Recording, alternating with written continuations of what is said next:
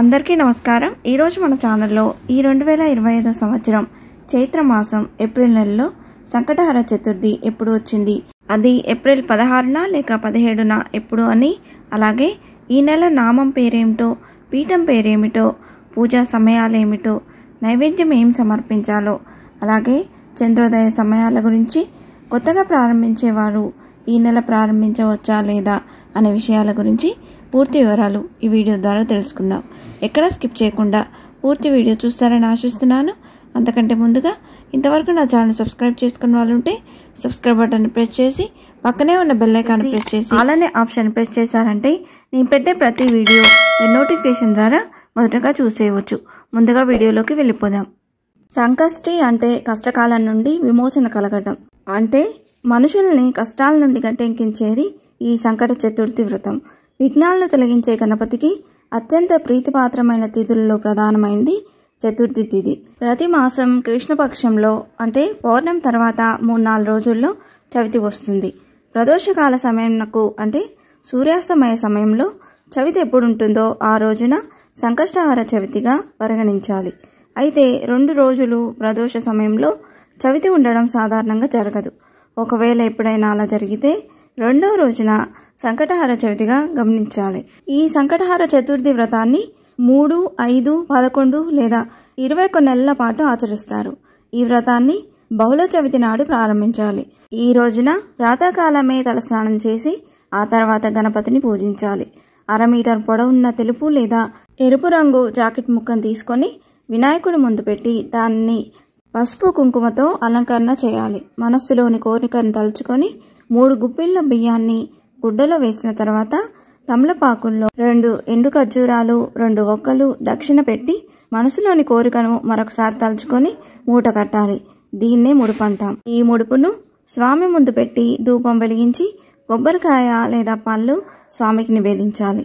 తదుపరి గణపతి ఆలయానికి వెళ్ళి 3, 11 లేదా 21 ప్రదక్షిణలు చేయాలి। ఎవరి శక్తిని బట్టి వారు గరిక పూజను కానీ గణపతి హోమాన్ని కానీ చేయించుకోవచ్చు। సూర్యాస్తమయం వరకు పూజ చేసిన వినాయకుడిని కదపకూడదు।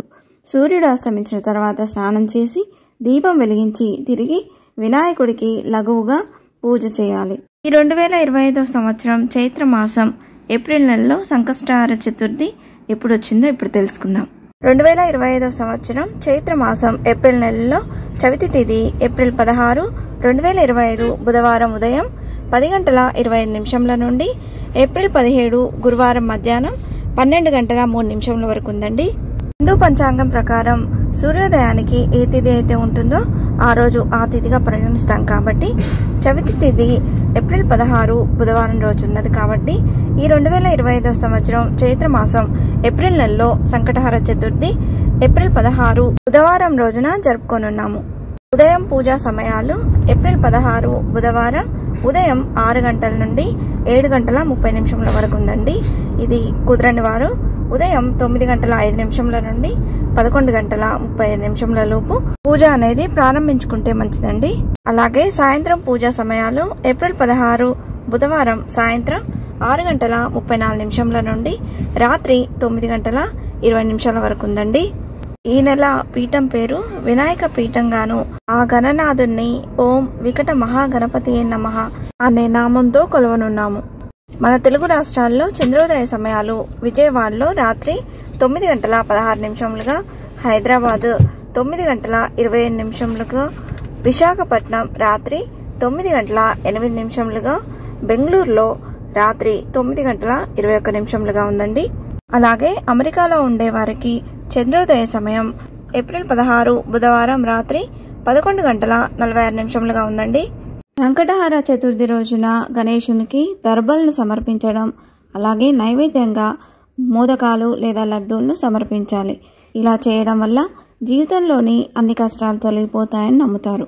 సంకటహర చతుర్థి రోజున ఓం గణపతే నమః అనే మంత్రాన్ని 108 సార్లు పఠించి గణపతిని పూజించాలి। ఇలా చేయడం వల్ల ఐశ్వర్యం, ఆనందం, అదృష్టం పెరుగుతాయి అని పండితులు చెప్తున్నారు। ఇంతే ఫ్రెండ్స్, ఈ వీడియో మీకు నచ్చిందని ఆశిస్తున్నాను।